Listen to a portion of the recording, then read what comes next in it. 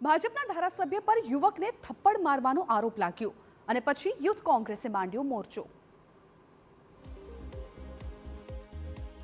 અમદાવાદમાં અમરાઈવાડીના ધારાસભ્ય ડોક્ટર હસમુખ પટેલની ઓફિસનો યુથ કોંગ્રેસના સભ્યોએ ઘેરાવ કર્યો।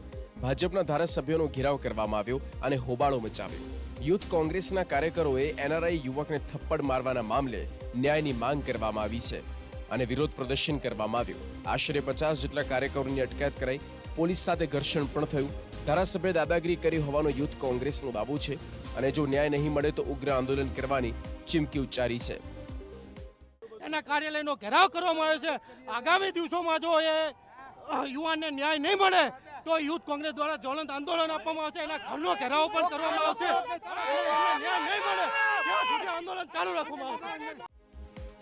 આરોપ છે કે ગુરુવારે એનઆરઆઈ યુવક સીટીએમ પાસેથી પસાર થતો હતો ત્યારે એક મહિલા સાથે અથડાયો હતો। આ વાતને લઈને ધારાસભ્ય ગુસ્સે ભરાયા અને ગુંડાગીરી પર ઉતરી આવ્યા। એ મહિલા ધારાસભ્યના પૂર્વ કર્મચારી હોવાનો દાવો છે। ધારાસભ્યએ યુવકને લાફો માર્યાનો આરોપ લગાવવામાં આવ્યો છે।